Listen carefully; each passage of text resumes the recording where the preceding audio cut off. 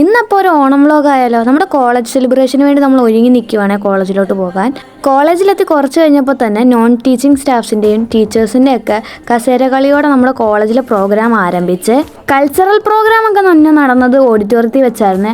ഒരു രക്ഷയില്ല, പിള്ളേർക്ക് അപാര എനർജിയാണ് കേട്ടോ. ഓരോരുത്തരുടെയും പ്രോഗ്രാം ഒന്നിനൊന്നിനും വെച്ചായിരുന്നു. അതിനുശേഷം നമ്മൾ സദ്യ കഴിക്കാനായിട്ട് പോയി. പായസമൊക്കെ കൂട്ടി നല്ല ആസ്വദിച്ച് സദ്യ കഴിച്ചു. അതിനുശേഷം പായസം കഴിച്ചതിൻ്റെ ഹാങ് ഓവർ കുറേ നേരം ഇങ്ങനെ ഇരുന്ന് കേട്ടോ. ഉച്ചയ്ക്ക് ശേഷം പിന്നെ എല്ലാം ഓണം സ്പെഷ്യൽ ഗെയിംസ് ഒക്കെ ആയിരുന്നു.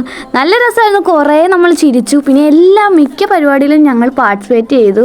ലാസ്റ്റ് ഇയർ ആണ് നമ്മൾ ഓണം നമ്മുടെ കോളേജ് സെലിബ്രേറ്റ് ചെയ്യുന്നത്. ഒന്നും മിസ്സാക്കാൻ നമ്മൾ നിന്നില്ല. ഗെയിംസ് ഒക്കെ കളിച്ച് ഇങ്ങനെ തളർന്നിരുന്നപ്പോഴാണ് വരുന്നു ശിങ്കാരിമേളം. നമ്മൾ ഒന്നും കൂടെ വൈ ലാസ്റ്റ് ഓണമാണ്, അടിച്ചു പൊളിക്കണം. ശിങ്കാരിമേളത്തിനൊപ്പം കുറേ നേരം നമ്മൾ തുള്ളി കഴിഞ്ഞപ്പോൾ പിന്നെ വടംവലിയുടെ ഫൈനലായിരുന്നു. അത് ബികോമും സുവോളജിയും തമ്മിലായിരുന്നു. അതിശക്തമായ വടംവലിക്ക് ശേഷം സുവോളജിയാണ് ജയിച്ചത്. സുവോളജിക്കാരുടെ കൂടെ കൂടുതലും PG നല്ല കരുത്തിറ്റ കൈകളായിരുന്നു.